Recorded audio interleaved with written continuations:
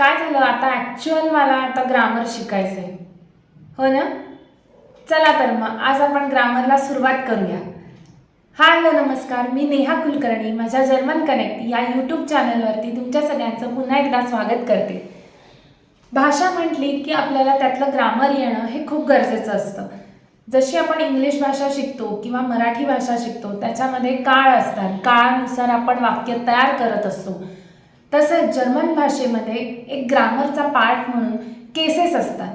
ह्या 4 प्रकारच्या केसेस आहेत. त्यातली आपण पहिली केस आज बघणार आहोत, जिचं नाव आहे नॉमिनेटिव्ह केस.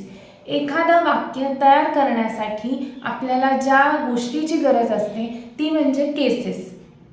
हे जर्मन लँग्वेजच्या ग्रामरचं मेन सूत्र आहे. सो आपल्याला पहिली केस बघायची आहे नॉमिनेटिव्ह केस. या केसमध्ये आपल्याला डायरेक्ट सब्जेक्ट मिळतो, शिवाय यामध्ये आपल्याला त्या सब्जेक्टबद्दलची इन्फॉर्मेशन सांगितलेली असते. सो या दोन्ही गोष्टींवरनं ती नॉमिनेटिव्ह केस आहे हे आपल्याला कळतं. आता त्या केसमधले आपण आर्टिकल्स बघणार आहोत. पहिले आहेत डेफिनेट आर्टिकल्स आणि दुसरे आहेत इनडेफिनेट आर्टिकल्स. सो पहिले आपण डेफिनेट आर्टिकल्स बघणार आहोत. प्रत्येक जेंडरच्या नाऊनसाठी कोणत्या आर्टिकल्स लागतात. सो फर्स्ट देअर फॉर मॅस्क्युलाइन नाउन, दी फॉर फेमिनाइन नाउन अँड डॅश फॉर न्यूटर नाउन अँड दी फॉर प्लुरल नाउन्स. हे झाले डेफिनेट आर्टिकल्स. आता इनडेफिनेटमध्ये 2 प्रकार आहेत, पॉझिटिव्ह इनडेफिनेट आर्टिकल आणि निगेटिव्ह इनडेफिनेट आर्टिकल. सो पहिलं पॉझिटिव्ह बघूया आपण. आइन फॉर मॅस्क्युलाइन नाउन, आइन फॉर फेमिनाइन नाउन, आइन for neuter noun and there is no plural form in positive indefinite article. Negative indefinite article kind, kind, kind and kind. आपण नॉमिनेटिव्ह केसचं structure बघितलं. आता नॉमिनेटिव्ह केसमधले काही एक्झाम्पल्स बघूया. फर्स्ट एक्झाम्पल तुम्ही स्क्रीनवर बघू शकता. मारी इस्ट eine Lehrerin. मारी इस्ट eine Lehrerin. सो आता इथे जर मी क्वेश्चन असा फॉर्म केला की where is eine Lehrerin, who is a teacher, so we will get Marie. So direct subject आपल्याला मिळाला. सो ही कोणती केस झाली, नॉमिनेटिव्ह केस, कारण इथे आपल्याला डायरेक्ट सब्जेक्ट मिळतोय. कोण टीचर आहे, तर मारी टीचर आहे. ओके, सो ही नॉमिनेटिव्ह केस झाली. सेकंड एक्झाम्पल आपण बघूया. देअर टिश इज ग्रोस, देअर टिश इज ग्रोस. वास इज ग्रोस.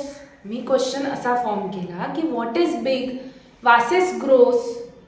सो आपल्याला आन्सर मिळालं देअर टिश, म्हणजे तो त्या सेंटेन्समधला सब्जेक्ट मिळाला, आपल्याला डायरेक्ट सब्जेक्ट मिळाला. सो ती केस कोणती झाली, नॉमिनेटिव्ह केस झाली. काय बिग आहे, तर टेबल आहे. सो टेबल हे काय झालं, सब्जेक्ट, त्याच्याबद्दलची काही इन्फॉर्मेशन आपल्याला दिलेली आहे की ते टेबल बिग आहे. अजून एक एक्झाम्पल घेऊया.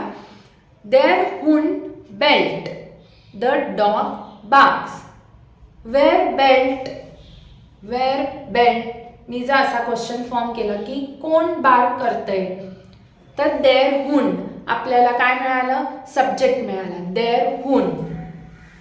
सो ही पण काय झाली, नॉमिनेटिव्ह केस. जिथे आपल्याला ज्या वाक्यांमध्ये डायरेक्ट सब्जेक्ट मिळतो ती होते आपली नॉमिनेटिव्ह केस.